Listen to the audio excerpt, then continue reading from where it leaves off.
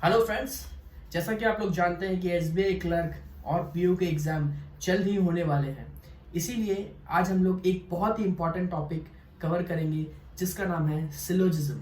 Syllogism एक ऐसा topic है जो कि हर कॉम्पिटिटिव एग्जाम में, चाहे वो बैंक का एग्जाम हो, एसएससी हो, रेलवे, सब में पूछा जाता है और उसमें बहुत सारे लोग कंफ्यूज रहते हैं। आज हम इस टॉपिक का स्टेप बाय स्टेप कवर करेंगे और वीडियो के अंत तक आपकी सारी कंफ्यूजन दूर हो जाएगी। तो फ्रेंड्स, शुरू करते हैं अपने पहले क्वेश्चन से, जो कि लेवल 1 का क्वेश्चन है। थोड़ा इजी है, इससे आपको थोड़ा सा आइडिया मिल जाएगा कि कैसे क्वेश्चन पूछे जाते हैं। सिलोजिज्म में एक स्टेटमेंट होगा, स्टेटमेंट में कुछ भी दिया है, जैसे यहाँ पे दिया है some virus is bacteria, no bacteria is organism, some organism is fungi. उसके बाद आपको कंक्लूजन दिया रहेगा। कंक्लूजन में 2 या 3 कंक्लूजन दिए रहेंगे, जैसे यहाँ पे ये 2 कंक्लूजन दिए हैं। हमें इस स्टेटमेंट को सही मान के, इस कंक्लूजन को सही मानकर ये आंसर हमें देना है। ऑप्शंस आपके इस तरह रहेंगे, ओनली 1 फॉलोज, ओनली 2 फॉलोज, 1 और 2 बोथ फॉलोज, नाइदर फॉलोज, और आइदर 1 और 2 फॉलोज। इस तरह के क्वेश्चन आपको सिलोजिज्म में देखते हैं। सबसे पहले इस क्वेश्चन को सॉल्व करने के लिए आपको मैं कुछ टर्म्स बताना चाहूँगा, टर्म्स जो कि इसमें पूछे जाते हैं, जैसे कि all, some, no, at least, very few.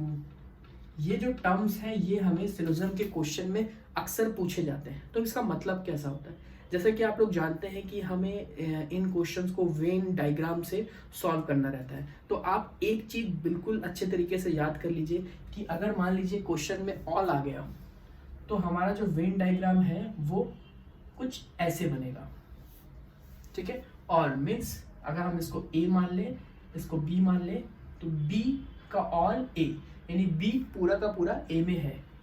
अगर कहीं पे भी सम आ गया तो आपका वेन डायग्राम ऐसे बनेगा, यानी ये ए और ये बी, ए का कुछ हिस्सा बी में है और बी का कुछ हिस्सा ए में है। अगर नो आ गया तो नो में जो दोनों के दोनों ये सर्कल रहेंगे वो बिल्कुल अलग ही अलग रहेंगे, यानी कि दोनों के बीच में आपस में कोई कांटेक्ट नहीं है, दोनों प्रोहिबिटेड है, प्रतिबंधित है। और अगर मान लीजिए एटलीस्ट या वेरी फ्यू ऐसे टर्म्स आए तो बिल्कुल भी कंफ्यूज मत होइएगा, इसमें जो रूल फॉलो होता है वो सम वाला ही रूल फॉलो होता है सेम। तो ये चीज़ें हमको याद नहीं करनी है, ये चीज़ें हमें सिर्फ ये ध्यान में रखनी है कि अगर ऑल आ गया तो हम ये यूज़ करेंगे, सम आ गया तो ये, नो ये, एटलीस्ट और वेरी फ्यू आ गया तो सम के ही रूल्स फॉलो होंगे। ये चीज़ें याद नहीं करनी है, बस समझने की चीज़ें। अब हम इस क्वेश्चन को सॉल्व करते हैं। तो इस क्वेश्चन को सॉल्व करने के लिए सबसे पहले स्टेटमेंट को हम बहुत ही ध्यान से पढ़ेंगे। सम वायरस इज बैक्टीरिया, यानी कि ये सम वायरस इज बैक्टीरिया, जैसा कि मैंने बताया था ये कुछ वायरस बैक्टीरिया है। सेकंड है नो बैक्टीरिया इज ऑर्गेनिज्म, यानी कि नो बैक्टीरिया यानी ये ऑर्गेनिज्म हुआ और कोई भी बैक्टीरिया ऑर्गेनिज्म नहीं है, आपस में इसके कोई भी कांटेक्ट नहीं है। Some organism is fungi, now ये ऑर्गेनिज्म है, हम मान लेते हैं कुछ ऑर्गेनिज्म क्या है, ये फंगी है। तो ये 3 स्टेटमेंट के हिसाब से हमने अपना वेन डायग्राम बना लिया। तो अभी कंक्लूजन पे जाएंगे। सम वायरस इज नॉट ऑर्गेनिज्म, कुछ ये ऐसा पूछ रहा है कि क्या कुछ वायरस ऐसे हैं जो कि ऑर्गेनिज्म नहीं है, ये है वायरस, ये है ऑर्गेनिज्म। जी हाँ, जैसा कि आप देख सकते हैं कि यहाँ पे लिखा है नो बैक्टीरिया इज ऑर्गेनिज्म, यानी कि ये जो हिस्सा है, ये जो बैक्टीरिया है, ये कभी ऑर्गेनिज्म हो ही नहीं सकता है। इसी वजह से इसको जो ओवरलैप कर रहा है वायरस का हिस्सा, वो भी ऑर्गेनिज्म नहीं हो सकता, यानी कि ये ट्रू है। Some virus is not organism, कभी नहीं हो सकता, यानी कि पहला हमारा आंसर ट्रू है। दूसरा है नो फंगी इज बैक्टीरिया, जी हाँ बिल्कुल दिख रहा है कि ये फंगी है, ये बैक्टीरिया, कोई भी फंगी बैक्टीरिया नहीं है, यानी कि ये भी सही है। इस हिसाब से हमारे दोनों आंसर सही है, तो हमारा आंसर हो गया C1 और 2 बोथ फॉलोज। तो एक इजी क्वेश्चन था। अब हम अपने सेकंड क्वेश्चन में जाते हैं। तो ये रहा हमारा दूसरा सवाल। इस सवाल में स्टेटमेंट है no teacher is a student, all teacher are principal, no principal is a class, ये भी हमारा लेवल 1 का ही क्वेश्चन है, लेकिन इसमें मैं आपका एक और डाउट वो है वो क्लियर करूंगा। तो स्टेटमेंट के हिसाब से हम सबसे पहले वेन डायग्राम बना लेंगे। No teacher is a student, यानी कि ये टीचर ये स्टूडेंट, यानी कि आपस में कोई कॉन्टैक्ट नहीं है। ऑल टीचर आर प्रिंसिपल, यानी ऑल टीचर, मैंने आपको बताया था ऑल में, ऑल टीचर्स आर प्रिंसिपल, सारे टीचर्स वो प्रिंसिपल हैं। No principal is a class, okay, no principal is a class, तो यहाँ पे बना देते हैं, ठीक है, कोई प्रिंसिपल क्लास नहीं है। अब कंक्लूजन क्या है, no class is a teacher, no class is a teacher, yes correct, कोई भी क्लास टीचर नहीं है, आपस में कोई भी रिलेशन नहीं है। सम प्रिंसिपल आर नॉट स्टूडेंट, कुछ प्रिंसिपल ऐसे हैं जो कि स्टूडेंट नहीं है। बिल्कुल, आप जैसा कि देख सकते हैं कि सभी के सभी टीचर वो प्रिंसिपल हैं, ओके। टीचर और स्टूडेंट कभी भी एक नहीं हो सकते, इसमें लिखा है no teacher is a student, यानी कि प्रिंसिपल का भी कुछ पार्ट वो कभी स्टूडेंट नहीं हो सकता, यानी कि सम प्रिंसिपल आर नॉट स्टूडेंट, वो कभी भी स्टूडेंट नहीं हो सकते, यानी कि ये भी करेक्ट है। तो ये तो रहा आपका एक इजी क्वेश्चन, लेकिन यहाँ पे मैं आपका एक डाउट जरूर क्लियर करना चाहूँगा। बहुत सारे ऐसे बच्चे होंगे जो बहुत ही बुद्धिजीवी होते हैं, उनका दिमाग क्या काम करता है कि ये जो हमने प्रिंसिपल ऐसे बनाया है, ठीक है, ये हमने जो प्रिंसिपल ऐसे बनाया है, क्यों ना हम इसको ऐसे बना देते हैं, इसको मैं थोड़ा गैप कर देता हूँ। बहुत सारे ऐसे लोग हैं कि क्यों ना हम इसको ऐसे बना देते हैं, ठीक है।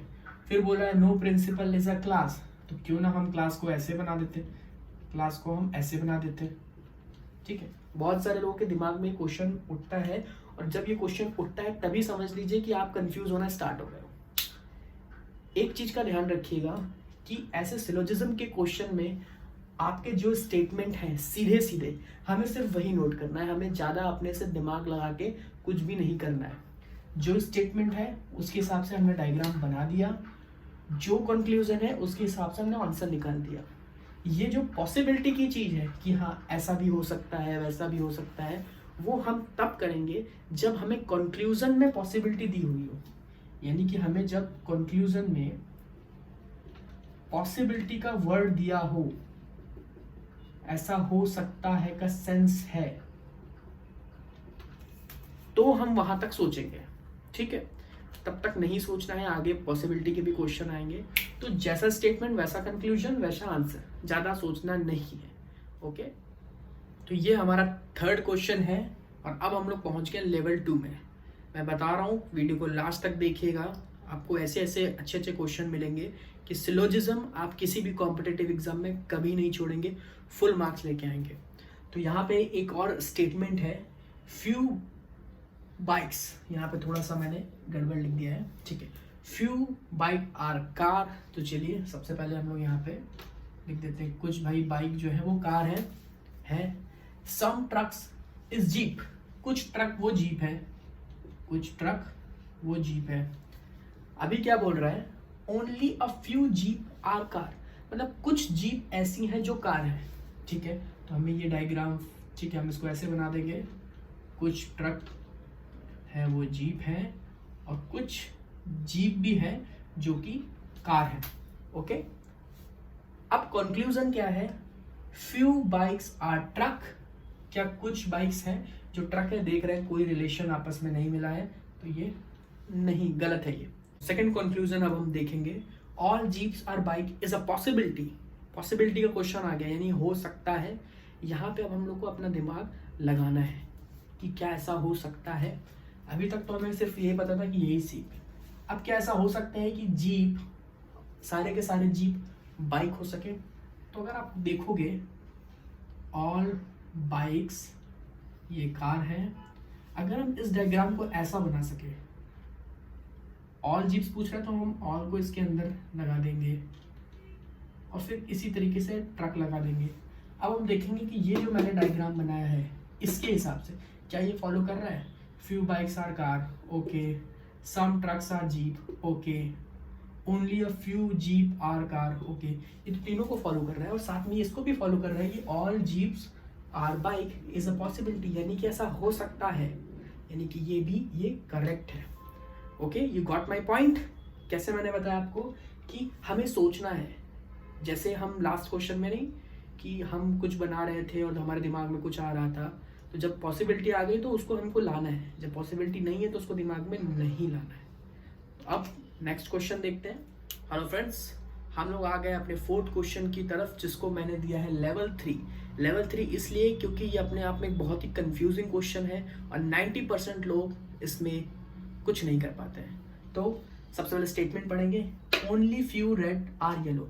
यहाँ पे देखिए थोड़े वर्ड्स पे डिफरेंट है, ओनली फ्यू यानी कि सम, ठीक है, only few reds are yellow, okay. All greens are yellow यानी कि सारे के सारे ग्रीन्स जो है वो येलो है, तो ग्रीन्स को इसके अंदर डाल दिया हमने। Only a few yellow are blue. अब कुछ लोग हैं जो ओनली फ्यू और ओनली अ फ्यू में थोड़ा कंफ्यूज होंगे, सबका मतलब एक ही है, सम। ओनली ऑफ इसका मतलब देख लीजिए, इसका भी मतलब है क्या, सम है इसका मतलब। फ्यू येलो आर ब्लू, तो यहाँ पे हमने लगा दिया ब्लू, ये हमारे हिसाब से ये आ गया।